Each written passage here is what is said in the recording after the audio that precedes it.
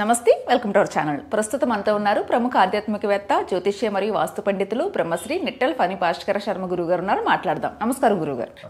గురుగారు, అందరికీ లక్ష్మీదేవి అనుగ్రహం కావాలంటే ఒక మంచి రెమెడీ చెప్పండి. మంచిది అంటే ఇక్కడ తొందరగా ఇక్కడ ఇంకోటి ఏంటంటే లక్ష్మీదేవి స్థిరంగా ఉండాలని మీరు అనుకుంటున్నారా? లక్ష్మీదేవి స్థిరంగా ఉంటే మంచిదని మీరు భావిస్తున్నారా? ఇప్పుడు మీరే వడ్డీ వ్యాపారం చేస్తున్నారు, మీ దగ్గరే లక్ష్మీదేవి ఉండిపోవాలని మీరు కోరుకుంటారా? కోరుకోరు కదా. వడ్డీ వ్యాపారం చేస్తే కోరుకోను. అలాగే ప్రతి ఒక్కరూ లక్ష్మీదేవి స్థిరంగా ఉండాలని కోరుకోకూడదు. ఆవిడ చంచలంగా ఉంటేనే అందరికీ మంచిది. ఎందుకంటే స్థిరంగా ఉండిపోతే ఒక చోటే ఉండిపోతుంది ఆవిడ. మీ దగ్గరికి నా దగ్గరికి ఎలా వస్తుంది?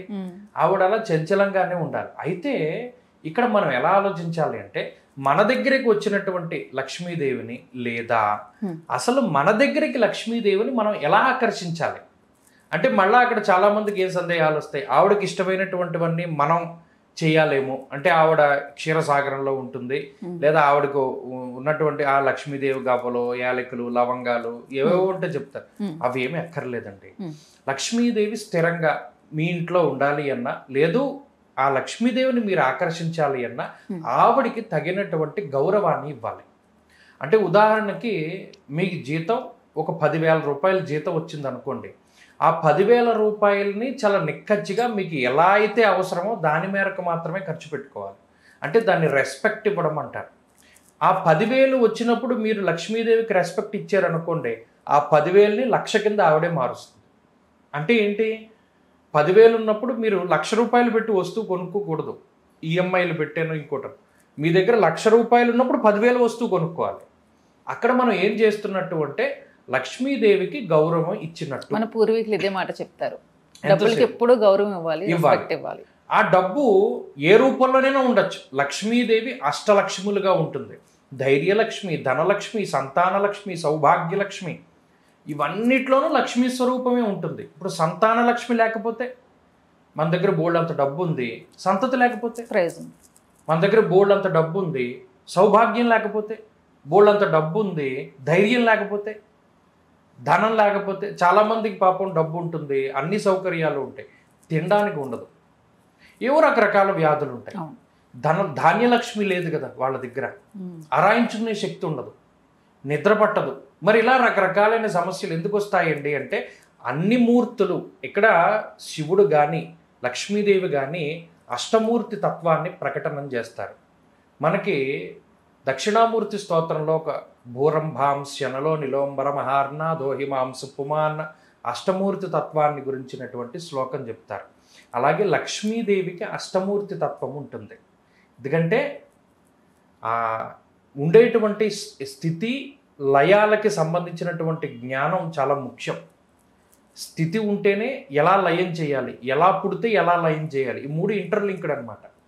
లక్ష్మీదేవి నివాసం ఉండాలి అంటే క్రమశిక్షణ అనేటువంటిది చాలా ముఖ్యం.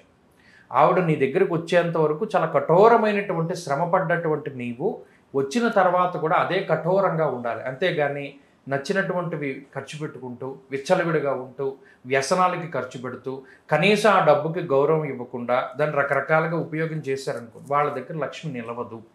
అలాగే మీ దగ్గర ఎంతైతే డబ్బు ఉందో ఆ డబ్బుకి సరిపడా లగ్జరీని మీరు వాంఛించాలి. ఈ మధ్యన మనం అందరూ చేస్తున్న తప్పేంటి? 1,00,000 రూపాయలు ఉన్నవాడు 10 లక్షల రూపాయలు వస్తువు కొని 9 లక్షల రూపాయలు అప్పు కింద పెట్టుకుంటున్నాడు. అక్కడ నుండి ప్రతిరోజు ఏమనుకుంటున్నాడు? నాకు ఇంత అప్పు ఉంది, ఇంత అప్పు ఉంది, అప్పు ఉంది, అప్పు ఉంది అనుకుంటున్నా. ఆ అప్పే మిగులుతోంది జీవితంలో. ఎందుకంటే మైండ్లోకి మనం ఏమిస్తామో అదే గుర్తుపెట్టుకుంటుంది మైండ్. అందుకనే ది సీక్రెట్ అనేటువంటి పుస్తకంలో ఆ రాసినటువంటి వాడు ఒకటే చెప్తాడు, పాజిటివ్గా మాట్లాడు. నేను లావు తగ్గుతున్నాను అని అనకు, నేను సన్నబడుతున్నాను అని అనమంటాడు. రెండిటికి చాలా వ్యత్యాసం ఉంటుందని చెప్తాడు. అలాగే ఈ అప్పు అనేటువంటి విషయాన్ని పెట్టకు. నా దగ్గర డబ్బు ఉంది, డబ్బుకి సరిపడా కొనుక్కుంటున్నాను, అందుకనే ఆ వస్తువు 2 లక్షలు అయినప్పుడు 2,50,000 ఉన్నప్పుడు నువ్వు ఆ 2 లక్షలు పెట్టి కొనుక్కో, 50,000 పైన ఉంటుంది, తప్పే ఉందంట.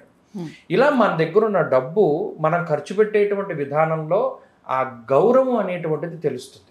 ఒకటి గౌరవం ఇంకా డబ్బుకి ఇంకా ఖర్చు విధానంలో ఇస్తాం. అలాగే ఇంకోటి ఈ మధ్యన మనకి తెలియకుండా మన దగ్గర జరుగుతోంది ఏంటి అంటే, ఈ ఆన్లైన్ ట్రాన్సాక్షన్స్ వల్ల 10,000 అయినా 1,00,000 అయినా అదొక నెంబర్ గానే బయట వెళ్ళిపోతుంది.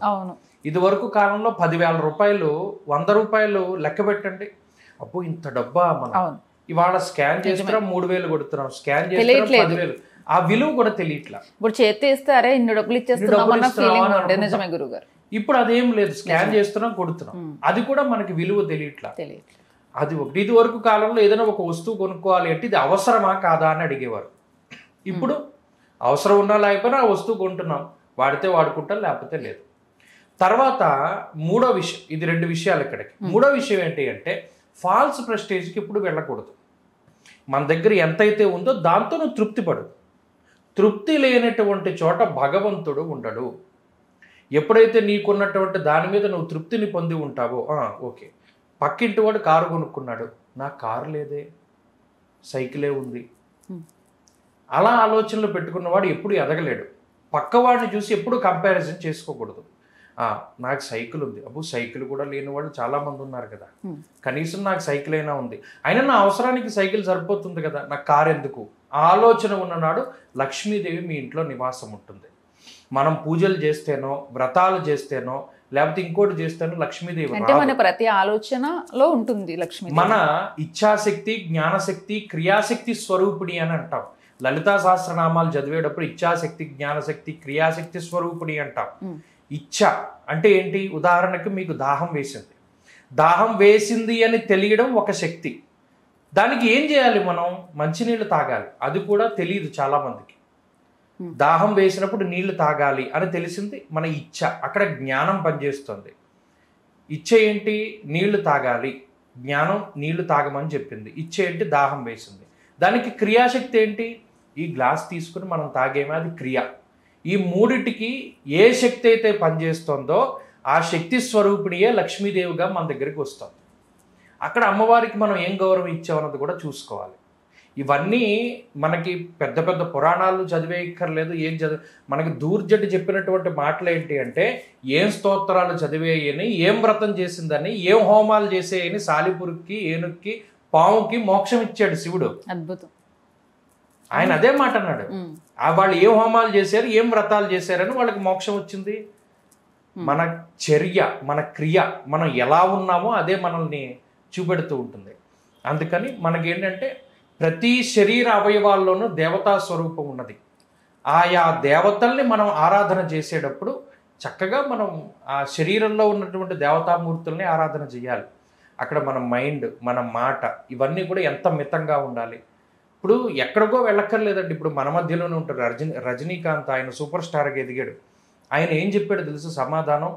అందరు రిపోర్టర్స్ అడిగారు, మీరు 72 ఏళ్ల వ్యక్తి కదా, ఎందుకు ఇప్పటికీ ఇంత ఎనర్జెటిక్గా ఉన్నారు? పర్ఫెక్ట్గా చెప్పాలి, మిగతా వాళ్ళు చెప్పినట్టు చెప్పకూడదంటే ఆయన ఒకటే అన్నాడు, ఏదైనా మితంగానే చెయ్యి, అమితంగా ఏది చేయకు. నేను మితంగా పడుకున్నాను, మితంగా ఎక్సర్సైజ్ చేశాను, మితంగానే మాట్లాడతాను, అంతే. అందుకనే గొప్పవాళ్ళు అయ్యారు. ఇలా క్రమశిక్షణ ఎవరి దగ్గర అయితే ఉంటుందో వాళ్ళ దగ్గర లక్ష్మి ఉంటుంది. క్రమశిక్షణ లేని వాళ్ళ దగ్గర వాళ్ళు ఎన్ని పూజలు చేసినా వాళ్ళ దగ్గర లక్ష్మీదేవి ఉండదు.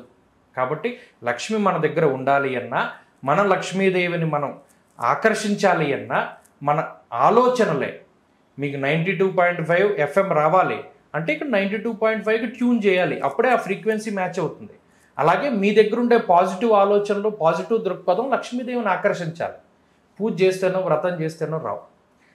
అవి ఎలాగో చేయాలి, తప్పదు. మనం పుట్టినందుకు భగవదారాధన చేయడం తప్పని నేను చెప్పట్లా, కానీ ప్రత్యేకించి దీనికోసమే చేయకూడదు. ఆ తత్వాన్ని తెలుసుకోమనే చెప్పారు మన వాళ్ళు. రెమెడీస్ చేసేసి ఇది చేయకపోయినా రాదు కదా. ఇప్పుడు పరీక్షల్లో పాస్ అవ్వాలని దేవుడికి మీరు దండం పెట్టుకున్నారు, లేదు గాల్లో దీపం పెట్టి దేవుడిని కాపాడమన్నారు, ఆయన ఏమైనా చేస్తాడా? దీపం పెట్టి 2 చేతులు ఇలా పెట్టి దేవుడా నేను చేయగలిగింది చేశాను, దీపం ఆరిపోకుండా చూడంటే ఆయన ఏమైనా చేస్తాడు? మీరు చదివారు, ఎగ్జామ్ రాస్తున్నారు, ఆ ఎగ్జామ్ రాయడానికి ముందు దేవుడా నేను పరీక్షలు బాగా రాయాలని దండం పెట్టుకున్నారు అనుకోండి, ఆ పరీక్షల మధ్యలో మీకు టైఫాయిడ్ రావాలి, రాకుండా ఆపుతాడు దేవుడు. అది భగవంతుడు చేసేది. భగవంతుడు చేసే మంచి మనకి తెలియకపోవచ్చు, మనం చేసే పూజ భగవంతుడికి ఎప్పుడు తెలుస్తుంది. ఇంకా రెమెడీస్ అవసరం లేదు, ఏం అవసరం లేదు. మన లైఫ్ స్టైల్, మన ఆలోచన, మన ప్రవర్తన, మన క్రమశిక్షణ, ఇవే ఎంతసేపు మన ఆలోచనే. అలా అనుకుంటే ఏదైనా మనలోనే ఉంది కదా గురువు. భగవంతుడు అదే చెప్తాడు, భగవంతుడే సాధించవచ్చు. భగవద్గీతలో భగవంతుడే చెప్పాడు, నీ క్రియ, నీ ఆలోచన, నీ పని అన్నీ నేనే అయి ఉన్నాను. నువ్వు ఏది ఆశించకుండా పని చేయడమే, అంతే. అంతే, అది చెయ్యం మనం.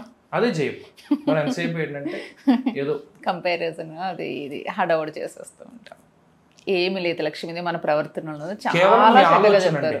ఇప్పుడు మీరు ఏం మాట్లాడుతున్నారో అనే మాటలు మీరు ఏం చదివారో చెప్తుంది. అంతే. పెద్ద పెద్ద వాళ్ళు ఏం చెప్పారు, నీ స్నేహితులు ఎవరో చెప్పు, నువ్వు ఎలాంటి వాడవో నేను చెప్తానన్న. అవును. మరి అవి ఎందుకు ఎలా వస్తాయి? ఈ ఆలోచన వాళ్ళు ఏ గూటి పక్షులు ఆ గూటికి చేరతాయి, అవును. ఏ ఆలోచన ఉన్న వాళ్ళు అక్కడికి చేరుతూ ఉంటారు. అంతే. చాలా చక్కగా చెప్పారు గురుగారు. అంటే ఇదంతా కూడా మన అమ్మమ్మలు పూర్వీకులు చెప్పిన మాటలు ఇవి. డబ్బుని రెస్పెక్ట్ చేస్తే ఖచ్చితంగా ఉంటుంది, అనవసరమైన ఖర్చులు వద్దు, ఇవన్నీ మన పెద్దవాళ్ళు చెప్పినవి. మనమే ఇప్పుడు లైఫ్ స్టైల్ మార్చుకొని ఎక్కువ ఖర్చులు చేసుకుని అప్పులు అవుతున్నాం, అంతే. చక్కగా చెప్పారు గురుగారు. నమస్తే.